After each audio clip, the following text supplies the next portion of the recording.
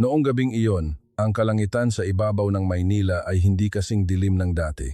Ang mga ilaw mula sa matatayog na gusali ay patuloy na kumikinang, ngunit sa loob ng Emergency Coordination Center ng Department of Foreign Affairs, ang kapaligiran ay mabigat na parang may namumuong malakas na bagyo. Ang lahat ng mga mata ay nakatuon sa isang malaking digital na mapa na nagpapakita ng gitnang silangan na may mga pulang tuldok na patuloy na kumikislap bawat segundo. Ang tunog ng mga telepono ay humahalo sa ingay ng mga two-way radio na nagpapalimot sa lahat kung ano ang kahulugan ng katahimikan. Ang dahilan ng kaguluhan ay nagsimula sa isang kagyat na ulat na ipinadala mula sa network ng mga diplomatang Pilipino sa rehiyon.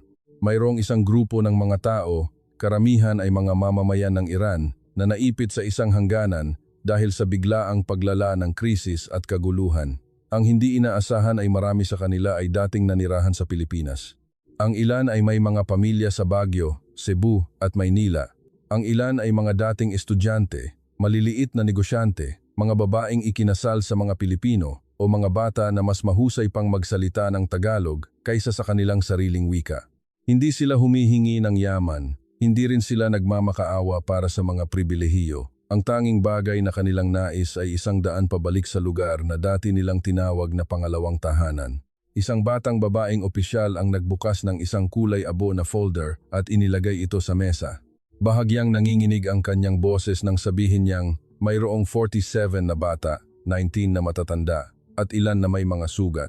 Kung magtatagal pa tayo, maaaring tuluyan ng isara ang mga daanan sa lupa. Ang pangungusap na iyon ay nagpatahimik sa buong silid. Ang kalihim na nakatayo sa harap ng mapa ay huminga ng malalim at dahan-dahan ngunit buong pagpapasya na nagsalita. Hindi iiwanan ng Pilipinas ang mga taong may ugnayan sa ating bansa. Hindi tayo dapat mawala sa gitna ng krisis. Magbubukas tayo ng isang humanitarian corridor. Sa isang pangungusap na iyon, ang balita ay kumalat na parang kidlat sa entablado ng mundo. Walang sino man ang nag-akala na ang Pilipinas ay magpapasya na kumilos ng ganoon kabilis at katapang. Habang maraming bansa ang nag-aatubili pa, nagtatalo, at sinusuri ang mga panganib, pinili ng Pilipinas na kumilos muna. Ilang minuto ang lumipas, sunod-sunod na ipinadala ang mga kagyat na utos sa iba't ibang ahensya. Ang Philippine Air Force, mga emergency medical team, mga embahada, mga opisyal ng imigrasyon, at mga humanitarian organization ay tinipon para sa iisang misyon nang hindi na kailangang maghintay ng umaga.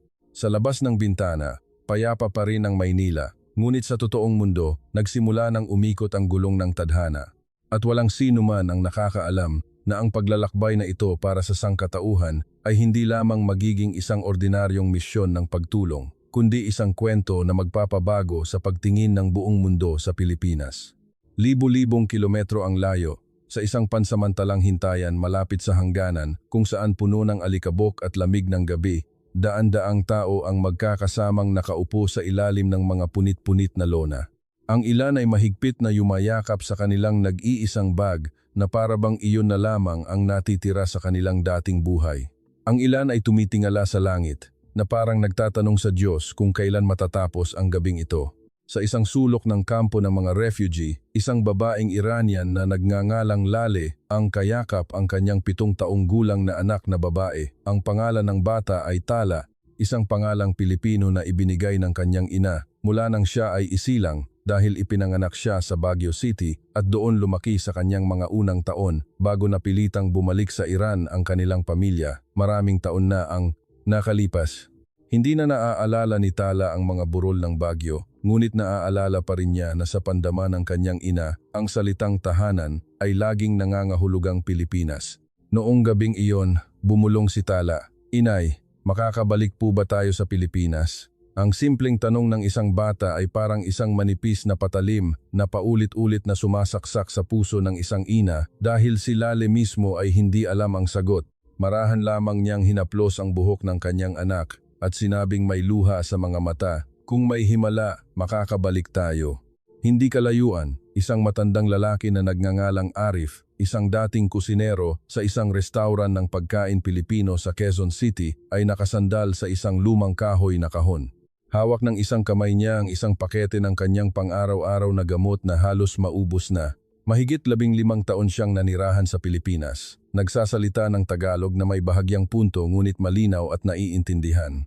Dati siyang nagluluto ng adobo, sinigang, at lumpiang ubod na napakasarap kaya't tinatawag pa rin siya ng maraming suki na Tito Arif. Ngayon, wala na siyang restaurant, walang kusina, walang tahanan. Ang natitira na lamang ay ang pag-asa na ang bansang minsan nang tumanggap sa kanya noong nagsisimula pa lang ang kanyang buhay ay hindi siya malilimutan sa araw na halos gumuho na ito. Mula sa kabilang panig ng kampo, mabilis na kumalat ang mga tsismis. May ilang bansa na naglilikas ng kanilang mga mamamayan. Maaaring isara ang hangganan ngayong gabi. Kung walang darating na sasakyan bukas, maaari tayong ilipat sa ibang lugar. Bawat tsismis ay nagdudulot ng higit pang takot dahil sa isang lugar na tulad nito, ang kawalan ng katiyakan ay mas nakakatakot kaysa sa lamig. Bigla, isang voluntaryo ang tumakbo papasok, hawak ang kanyang telepono. Humihingal siya at sumigaw sa lokal na wika bago may nagsalin sa Farsi para marinig ng lahat. May anunsyo mula sa Pilipinas. Nag-oorganisa sila ng isang humanitarian corridor. Ang buong kampo ay natahimik sandali na parang walang sino man ang makapaniwala sa kanilang narinig. Dahan-dahang itinaas ni Lale ang kanyang ulo. Pilipinas? Si Arif ay tumayo, halos hindi makatayo ng tuwid, ngunit ang kanyang mga mata ay nagliwanag na may isang sinag ng pag-asa sa unang pagkakataon sa loob ng maraming araw. Pilipinas. Darating ba talaga sila? Walang makasagot ng malinaw sa sandaling iyon dahil ang balita ay paunang anunsyo pa lamang, ngunit isang bagay ang nagbago. Ang kapaligiran sa kampo na dating puno ng kawalan ng pag-asa ay nagsimulang mapuno ng isang bagay na gumagapang papasok. Ito ay pag-asa. Pag-asa na mas mabilis kaysa sa mga truck, mas mabilis kaysa sa signal ng telepono at mas malakas kaysa sa anumang salita ng aliw. Dahil minsan, ang bagay na tumutulong sa isang tao na makaligtas sa mahabang gabi ay hindi pagkain, hindi mainit na kumot, kundi isang maikling balita na mayroong isang taong darating para sunduin tayo. Kinaumagahan, habang sinisimulan ng mga ahensya ng balita sa buong mundo ang kanilang mga ulat tungkol sa sitwasyon, ang silid pulungan sa pinakamataas na palapag sa Maynila ay puno na ng mahahalagang tao mula sa iba't ibang ahensya. Ang mahabang mesa ay puno ng mga dokumento, mga mapa ng abyasyon, mga listahan ng mga apektadong tao at komplikadong mga legal na detalye na magpapahirap kahit sa mga analyst. Ang problema ay hindi lamang ang pagpasok sa isang mapanganib na lugar, kundi pati na rin ang katayuan ng mga taong iyon. Marami ang walang sapat na dokumento. Ang ilan ay may mga lumang permit sa paninirahan sa Pilipinas na nag-expire na. Ang ilan ay may mga pamilya na hindi tugma ang mga dokumento. Ang ilan ay mga batang ipinanganak sa Pilipinas, ngunit dinala pabalik sa kanilang bansa noong bata pa. Lahat ay puno ng mga legal na kondisyon na madaling makapagpabagal sa tulong kung pipiliin ng mga opisyal na sundin ang mahigpit na proseso. Ngunit pinili ng Pilipinas ang ibang landas. Ang pinuno ng Legal Working Group ay nagmungkahi ng isang mahalagang ideya. Kailangang gumamit ng isang espesyal na humanitarian channel upang mabilis na mag-coordinate at suriin ang mga tao batay sa mga partikular na kondisyon na nakabatay sa prinsipyo ng kaligtasan, ugnayan sa Pilipinas, at ang pinakamataas na antas ng kagyat na pangangailangang pantao, sa halip na hayaang hadlangan ng ilang piraso ng papel, ang buhay ng isang buong pamilya. Isang tao sa silid pulungan ang direktang nagtanong, kung gagawin natin ito, hindi ba iisipin ng mundo na masyadong mapangahas ang Pilipinas? Walang sino man ang naglakas loob na baliwalain ang tanong na iyon, dahil ito ay hindi lamang isang misyon ng pagtulong, kundi isang pambansang desisyon na maaaring suriin mula sa lahat ng anggulo, seguridad, diplomasya, at internasyonal na imahe. Isang babaeng kalihim ang sumagot ng hindi man lang nagbubuklat ng anumang dokumento. Ang pinakamagandang imahe ng isang bansa ay hindi nagmumula sa mga pahayag, kundi sa ating ginagawa kapag ang mga tao ay nahihirapan. Ang mga salitang iyon ay nagpatahimik sa marami sa silid. Pagkatapos noon, mabilis na binuo ang plano ng pagkilos. Magbubukas ang Pilipinas ng isang espesyal na humanitarian corridor sa pamamagitan ng isang coordination point sa labas ng zona ng krisis. Mag-oorganisa sila ng mga flight para sunduin ang mga tao ng paunti-unti habang nagpapadala ng mga medical team, mga interpreter at mga unit ng suporta para sa mga bata at matatanda na nakahanda mula sa simula. Ang mga taong may ugnayan sa Pilipinas, maging sa pamamagitan ng pamilya, pag-aaral, trabaho o dating katayuan sa paninirahan ay bibigyan ng kagyat na pagsasaalang-alang. Kasabay nito, ang unit ng komunikasyon ng gobyerno ay inatasan na malinaw na ipahayag sa mundo na ito ay hindi isang pampulitikang hakbang, kundi isang makataong gawain batay sa prinsipyo ng dignidad ng tao.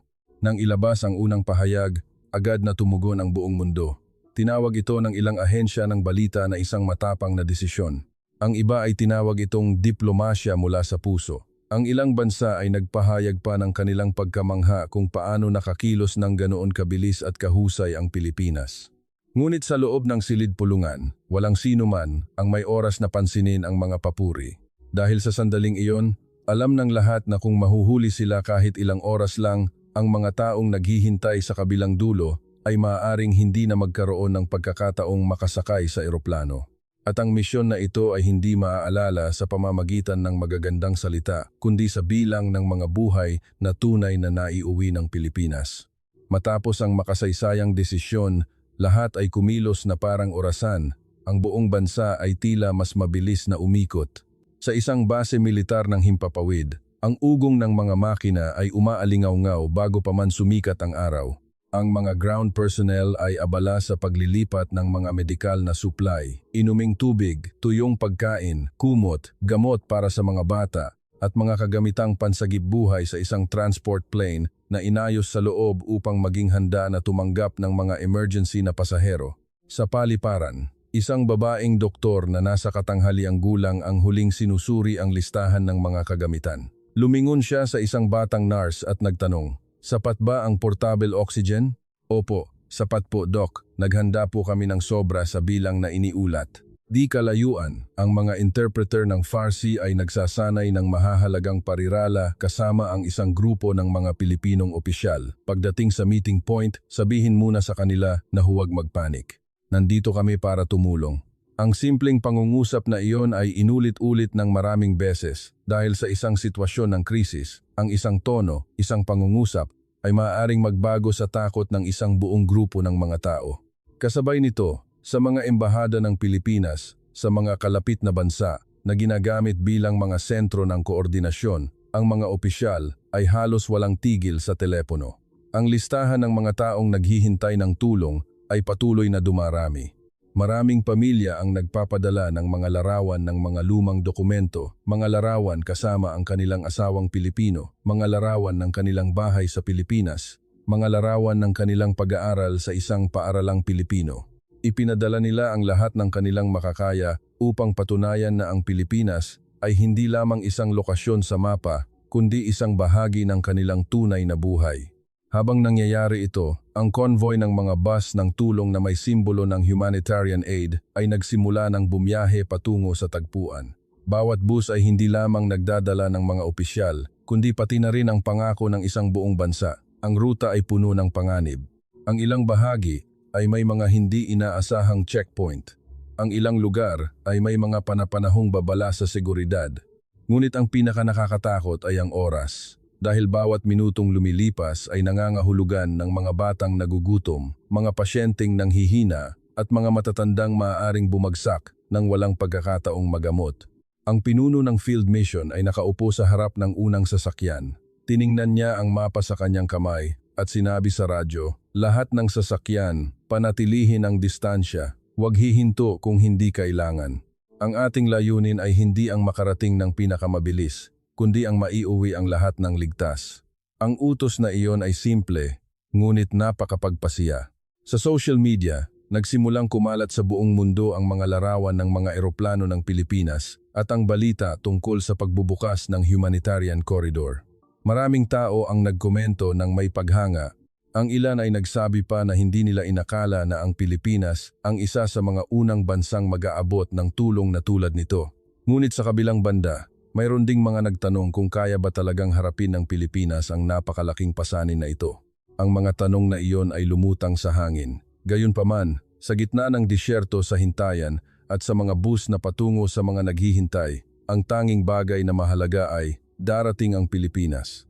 At nang magsimula na itong kumilos, hindi na ito kailanman babalik sa dating kawalang pakialam. Noong hapon ding iyon, dumating ang convoy ng tulong ng Pilipinas sa hintayan sa gitna ng malakas na hangin na nagpapakalat ng alikabok sa buong lugar. Ang mga tao sa kampo ay nagsimulang tumayo, isa-isa. Ang ilang mga bata ay mabilis na tumakbo at kumapit sa damit ng kanilang mga ina. Ang iba ay naniningkit ang mga mata na may tingin na puno ng pagtatanong. Hindi sila sigurado kung ang kanilang nakikita ay totoo o isang pag-asang muling nanlilin lang sa kanila.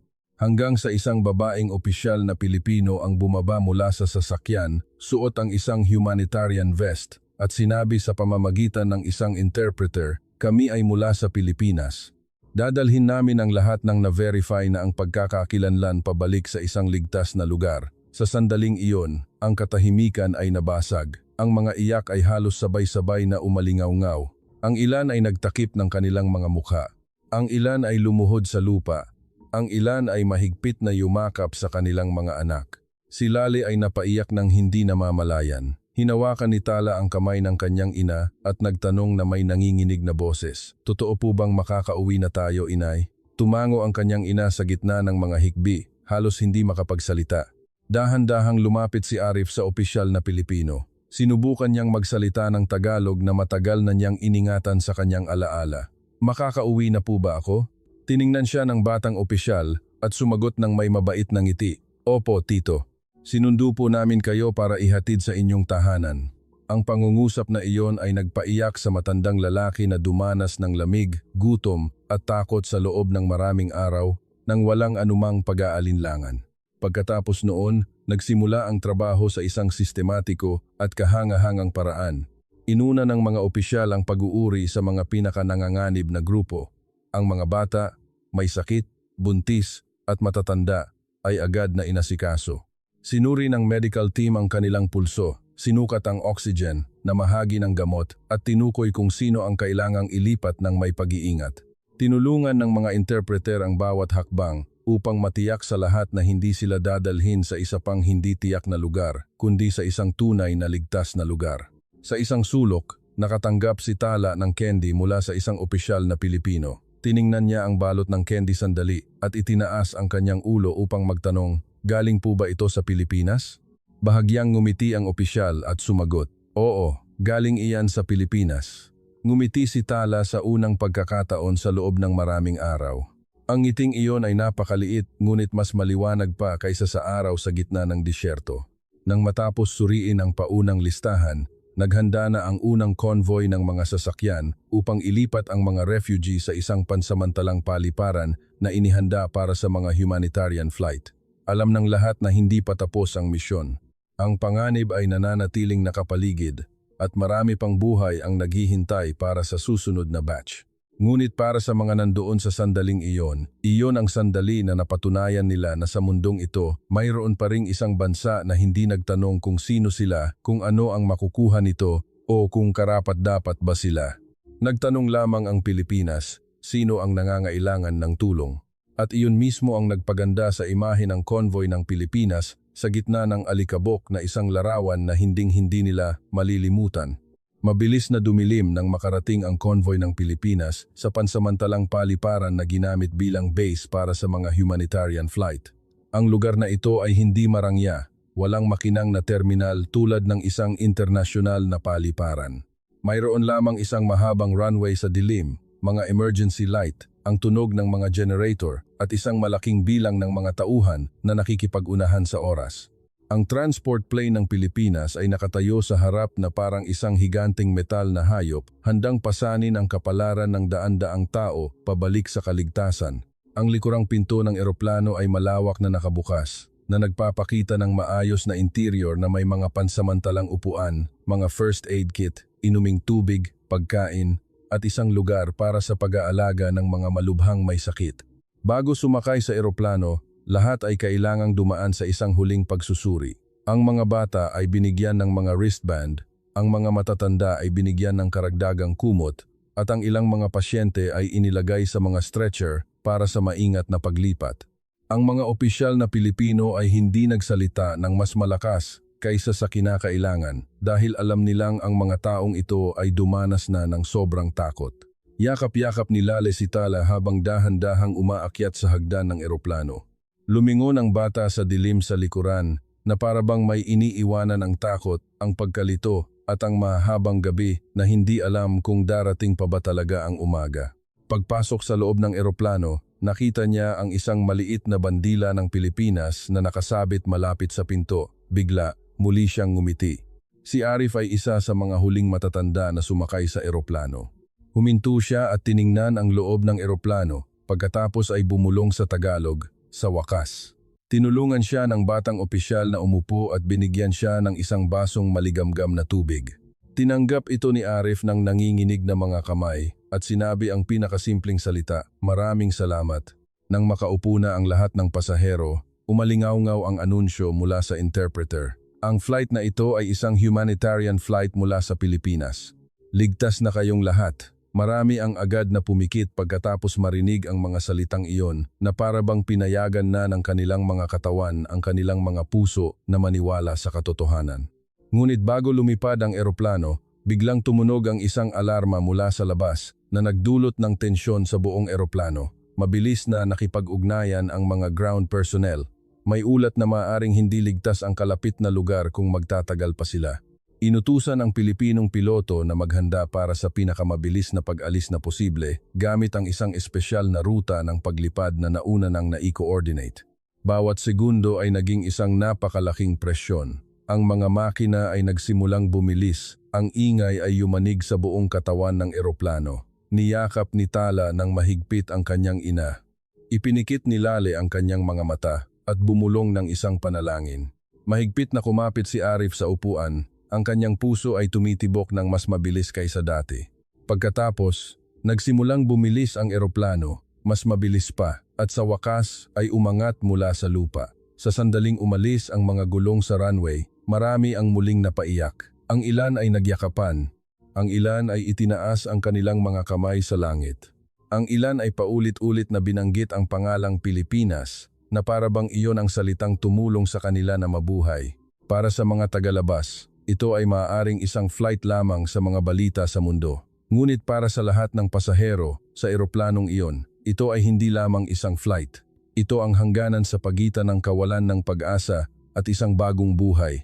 At sa mga ulap noong gabing iyon, hindi lamang nagpadala ang Pilipinas ng isang eroplano para sunduin ang mga tao. Ipinadala rin nito ang kahulugan ng salitang sangkatauhan kasama nila. Nang maabot ng eroplano ang matatag na altitude, ang kapaligiran sa loob ng cabin ay unti-unting nagbago mula sa tensyon patungo sa isang katahimikan na may kasamang mahinang mga hikbi. Marami ang naglakas loob lamang na hayaang tumulo ang kanilang mga luha sa sandaling iyon dahil habang nasa lupa pa sila, hindi pa sila nangahas na maniwala na sila ay tunay ng ligtas. Ang mga tauhan ng Pilipinas ay walang tigil na nag-iikot sa bawat hanay ng mga pasahero, namimigay ng tubig, magaan na pagkain at pana-panahong nagtatanong tungkol sa kanilang kalusugan. Tinulungan ng medical team ang isang lalaking may mataas na lagnat. Maraming bata ang nakatulog na sa kandungan ng kanilang mga ina dahil sa naipong pagod. At ang ilang matatanda ay tahimik lamang na nakaupo, nakatingin sa unahan na parabang inaalala ang buong buhay na kanilang pinagdaanan. Sa gitna ng cabin, isang babaeng opisyal ang umupo sa tabi ni Lale upang dahan-dahang makipag-usap sa pamamagitan ng isang interpreter. Tinanong niya si Lale kung saan siya dating nakatira sa Pilipinas. Sumagot ang babaeng Iranian na may nanginginig na boses. Sa Baguio po, dati po akong nagtitinda ng tinapay sa isang maliit na palengke. Ang asawa ko po ay Pilipino. Matagal na siyang pumanaw, pero doon po ipinanganak ang anak ko. Sa tuwing guguho ang buhay ko, lagi ko pong naaalala ang Baguio. Tahimik na nakinig ang opisyal at bahagyang ngumiti. Sa pagkakataong ito, makakabalik na po kayo doon. Ang mga salitang iyon ay simple, ngunit para kay Lale, para itong may humipo sa malalim na sugat sa kanyang puso at sinabing mayroon pa itong lugar para maghilom. Hindi kalayuan, ikinukwento ni Arif ang kanyang kwento sa isang opisyal sa Tagalog na unti-unting nagiging mas malinaw na parabang nabubuhay muli ang kanyang alaala sa wika kapag malapit sa mga Pilipino. Ikinuwento niya kung paano siya nagbukas ng isang maliit na karinderya malapit sa isang universidad sa Quezon City, kung paano siya nagkaroon ng mga suking estudyante, kung paano siya nagluto ng 12-dosenang plato ng sinangag araw-araw, at kung paano niya inisip na sa Pilipinas na siya gugugol ng kanyang mga huling araw. Ngunit isang kaganapan sa pamilya ang nagpabalik sa kanya sa Iran bago pa magulo ang mundo at mawalan ng pagkakataong bumalik. Hindi ko akalain na sa edad kong ito, may mga Pilipino pa ring nakakaalala sa akin, sabi niya na may malungkot na ngiti. Agad na sumagot ang opisyal, minsan po tito, hindi tayo naaalala ng tahanan sa pangalan, kundi sa puso. Ang mga salitang iyon ay nagpatahimik kay Arif nang matagal bago siya tumingin sa labas ng bintana kung saan tanging kadiliman at mga bituin lamang ang naroroon. Sa flight na iyon, unti-unting nabuksan ang kwento ng bawat refugee na parang mga aklat na matagal nang nabasa ng ulan. Maraming pahina ang nawawala, maraming pahina ang malabo, ngunit lahat ng pahina ay puno ng tunay na buhay. Mayroong isang babae na dating guro ng Filipino. May isang batang lalaki na nangangarap bumalik sa Maynila upang ipagpatuloy ang kanyang pag-aaral. Isang pamilya na nagpaplanong bumalik sa Pilipinas para ipagamot ang kanilang ina sa isang ospital dito, ngunit hindi na umabot bago sumiklab ang krisis. Ang mga opisyal na Pilipino ay nakinig sa bawat kwento ng may tahimik na paggalang, hindi nagtatanong ng malalim, hindi nagmamadaling mag-aliw sa mababaw na paraan. Dahil minsan, ang tunay na pagiging makatao ay hindi ang pagsasalita ng marami, kundi ang pag-upo sa tabi ng isang tao habang sila ay nasasaktan at pakikinig sa sakit na iyon hanggang sa huli. Noong gabing iyon, sa malawak na kalangitan, ang ilan ay hindi lamang bumabalik sa Pilipinas, kundi bumabalik din sa kahulugan ng salitang tinatanggap muli. At iyon marahil ang bagay na nagpapagaling sa isang tao ng mas malalim kaysa sa anumang gamot. Ilang oras ang lumipas, nagsimulang lumitaw ang unang liwanag ng bukang liwayway sa abot tanaw habang ang humanitarian plane ng Pilipinas ay bumababa sa lupain na hindi inakala ng maraming pasahero na muli pa nilang makikita. Dahan-dahang umalingaw-ngaw ang anunsyo mula sa piloto. Ilang minuto na lang po at lalapag na tayo sa Pilipinas. Sa sandaling iyon, ang buong cabin ay naging kakaibang tahimik. Ang ilan ay nagtakip ng kanilang bibig, ang ilan ay pumikit. Ang ilan ay lumingon sa kanilang mga anak, sa kanilang asawa, o sa kanilang sariling mga kamay na para bang tinitiyak na hindi ito isang panaginip. Idinikit ni Tala ang kanyang mukha sa bintana, kung saan makikita ang mga ilaw ng lungsod sa ibaba. Lumingon siya sa kanyang ina, at agad na nagtanong, "Inay, Pilipinas na po ba talaga ito?" Tumango si Lale na may tahimik na luha, "Oo anak, nakauwi na tayo." Ang tunog ng mga gulong na dumampi sa runway ay umalingaw-ngaw kasama ng mahinang panginginig, ngunit para sa lahat sa eroplanong iyon, hindi lamang iyon ang tunog ng paglapag. Iyon ang tunog ng kaligtasan, ang tunog ng isang bagong pagkakataon, at ang tunog ng isang pusong bumalik sa tamang lugar matapos ang maraming araw ng pagkaligaw. Nang tuluyang huminto ang eroplano, lumitaw sa labas ng bintana ang imahe ng isang malaking bilang ng mga tauhan ng Pilipinas na naghihintay. Mga medical team, mga opisyal ng imigrasyon, mga unit ng suporta para sa mga bata, mga psychologist, mga voluntaryo, mga interpreter, at mga ambulansya na handa na. Walang malakas na pagbati, walang magarbo na seremonya, tanging isang tahimik, magalang, at mainit na kahandaan. Ang mga pasahero ay pinababa ng eroplano sa isang sistematikong paraan. Agad na binigyan ng gatas at pagkain ang mga bata. Dinala ang mga matatanda sa isang espesyal na lugar ng pangangalaga. Ang mga nangangailangan ng agarang lunas ay inilipat sa ospital nang hindi na kailangang maghintay ng mga hindi kinakailangang mahabang proseso. Lahat ay idinisenyo upang ang salitang sangkatauhan ay maging totoo, hindi lamang sa mga pahayag. Nang tumapak ang mga paa ni Arif sa lupa ng Pilipinas, huminto siya sandali bago dahan-dahang yumuko, bahagyang hinawakan ng lupa at nag-antanda ng pasasalamat. Wala siyang sinabi, ngunit sinabi ng kanyang mga mata ang lahat.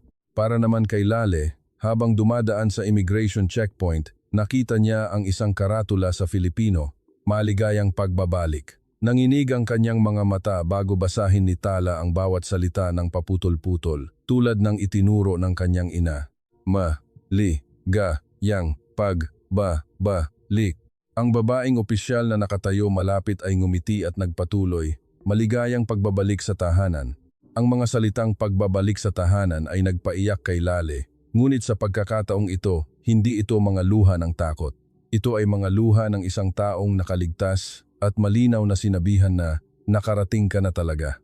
Kasabay nito, Sinimulan ng pandaigdigang media na ilabas ang mga unang larawan ng mga refugee mula Iran na bumababa mula sa eroplano ng Pilipinas. Marami ang may kargang mga bata, ang ilan ay nakabalot sa kumot, ang ilan ay nakangiti sa gitna ng mga luha.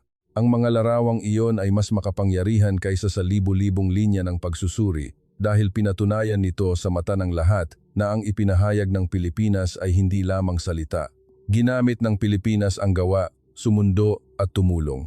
At noong umagang iyon, habang tumatama ang sikat ng araw sa katawan ng eroplano, nagsimulang tingnan ng buong mundo ang Pilipinas hindi lamang bilang isang destinasyon ng turista, kundi bilang isang bansang naniniwala pa rin sa halaga ng tao.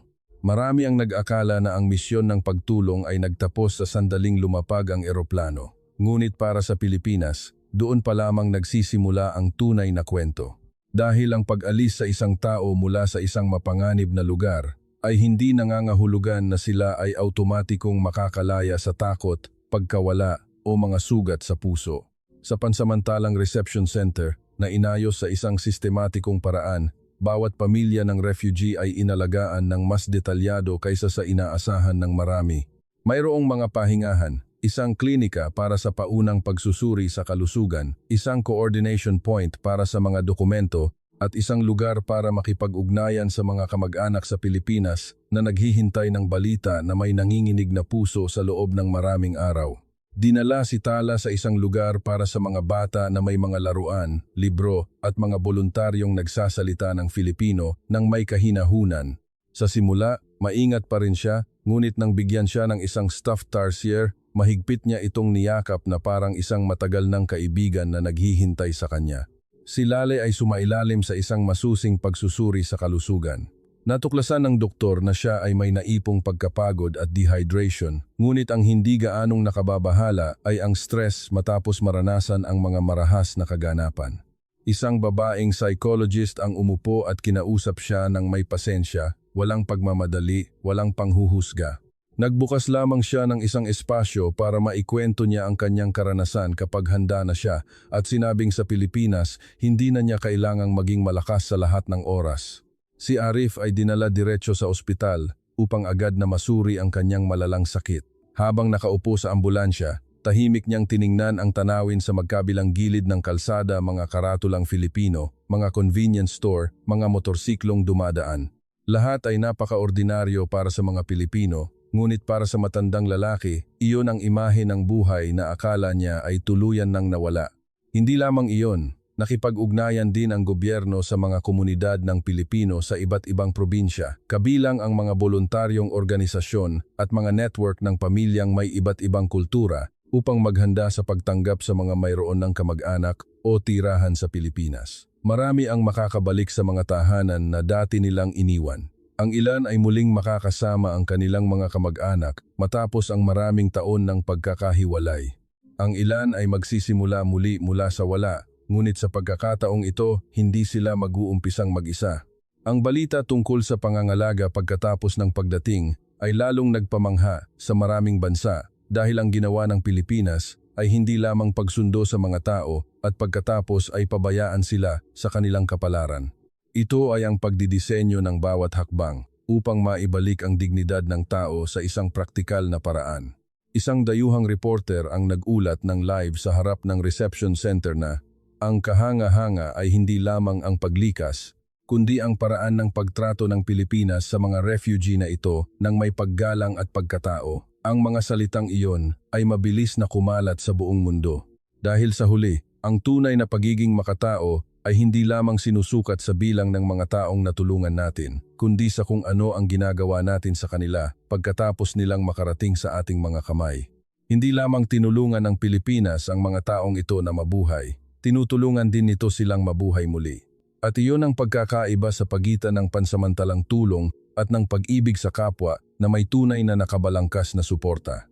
Matapos mailathala ang mga larawan ng unang grupo ng mga refugee na dumating sa Pilipinas, ang reaksyon mula sa mga bansa sa buong mundo ay mas mabilis kaysa sa inaasahan ng marami. Sabay-sabay na iniulat ng pandaigdigang media na ang Pilipinas ay naging isa sa mga bansang kumilos ng pinakamabilis, pinakadesidido at pinakamahusay sa gitna ng magulong krisis. Sa mga screen ng telebisyon sa maraming malalaking lungsod, nagsimulang pag-usapan ng mga eksperto sa internasyonal na relasyon ang Pilipinas sa isang bagong konteksto, hindi lamang tungkol sa ekonomiya, turismo o pagkain, kundi tungkol sa isang papel na makatao na hindi pa kailanman sineseryoso noon. Marami ang nagtanong kung binabago ba ng Pilipinas ang kahulugan ng kapangyarihan ng isang nasa gitnang bansa sa internasyonal na entablado. Sa social media, walang tigil ang mga netizen mula sa iba't ibang bansa sa pagsusulat ng mga papuri. Ito ang dapat gawin ng isang bansang may puso. Hindi lamang binuksan ng Pilipinas ang pinto, binuksan din nito ang pag-asa. Ang pagiging makatao ay hindi dapat magkaroon ng hangganan at pinatunayan iyan ng Pilipinas. Ngunit sa gitna ng mga papuri, palaging may mga tinig ng pagdududa. Ang ilan ay nagtanong kung kaya bang pasanin ng Pilipinas ang pangmatagalang responsibilidad. Ang ilan ay nag-aalala tungkol sa seguridad. Ang ilan ay nag-isip na ang ganitong desisyon ay maaaring lumikha ng presyon sa hinaharap. Ang mga tanong na iyon ay may bigat at hindi rin ito iniiwasan ng panig ng Pilipinas. Malinaw na idiniin ng gobyerno na ang misyon na ito ay isinagawa sa loob ng isang humanitarian framework na may pagsusuri at koordinasyon sa maraming antas. Hindi ito isang walang kondisyong pagbubukas ng pinto, kundi ang paggamit ng katapangan na may kasamang responsibilidad. Ang mas kawili-wili pa, maraming internasyonal na organisasyon ang nagsimulang mag-abot ng karagdagang tulong. Ang ilan ay nag-alok na tumulong sa mga medikal na supply. Ang ilan ay tumulong sa psychosocial support.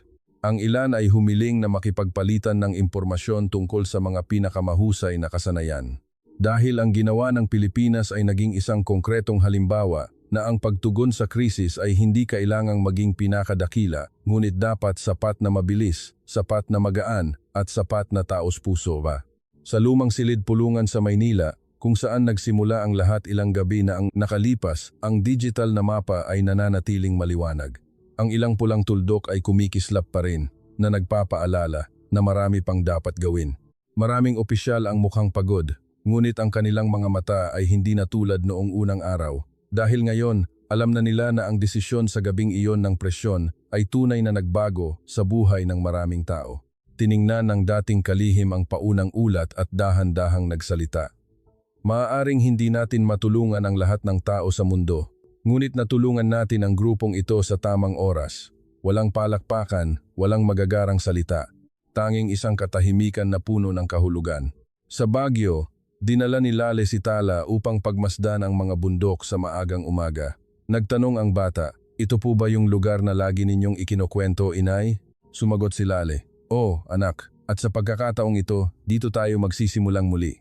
Sa Quezon City, bumalik si Arif at tumayo sa harap ng kanyang dating karinderya na matagal nang may ibang may-ari. Hindi siya nalungkot tulad ng inaakala niya. Bahagya lamang siyang ngumiti dahil alam na niya na may mga bagay na maaaring mawala sa paglipas ng panahon. Ngunit ang tahanan sa puso ay hindi kailanman maglalaho. At sa malawak na mundo, ang kwentong ito ay naging higit pa sa isang kagyat na balita.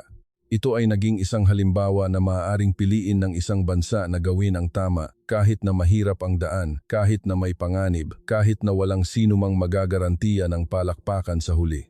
Dahil sa wakas, ang ikinagulat ng mundo ay hindi lamang ang pagbubukas ng Pilipinas ng isang humanitarian corridor, kundi ang pagbibigay ng Pilipinas sa salitang sangkatauhan ng isang mukha, isang boses, isang yakap, at isang tunay na destinasyon. Sa araw na maraming bansa ang nagtatanong pa kung dapat bang tumulong, sumagot ang Pilipinas sa pamamagitan ng gawa na ang mga tao ay hindi dapat iwanang mag-isa. At iyon mismo ang dahilan kung bakit ang kwentong ito ay hindi lamang magiging isang balita sa isang panahon, kundi isang kwento na ipapasapasa ng mga tao, na minsan, nang ang mundo ay puno ng takot, may isang bansang nagngangalang Pilipinas na piniling maging ilaw para sa mga naliligaw.